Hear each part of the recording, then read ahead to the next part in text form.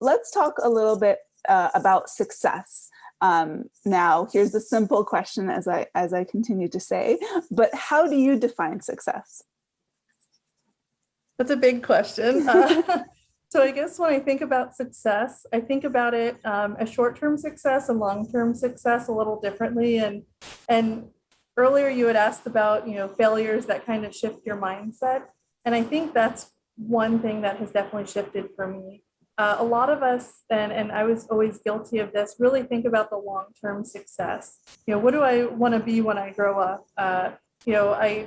After pregnancy, just to be transparent, I was like, okay, I need to drop X amount of pounds that I gained during pregnancy. And those are like these long-term goals.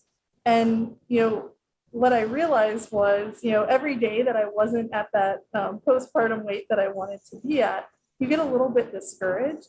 And so that's what I say about the short-term and the long-term success. So the short-term success to me is every day that I go to the gym, that's success.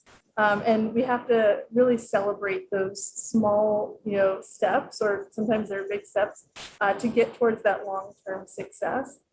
In the workplace, I realized we would set these annual metrics and we would say, okay, this year we want to achieve this much in sales, or we want to hit this metric, with patient care, whatever it might be. And so a whole year goes by, and if you aren't at that goal yet, you kind of get this thought in the back of your mind, like, am I going to achieve it? Am I going to achieve it? And doubt tends to set in. But if you say, okay, by the end of the year, I want to achieve this goal in the business or organization, and here are the steps along the way that we're going to take to get there. And you get to celebrate every time you hit a step. Not only does it, kind of prevent that doubt from creeping in, but it keeps you energized, it keeps your team energized. And I realized, that small shift in looking at short-term success and long-term success is really, really important.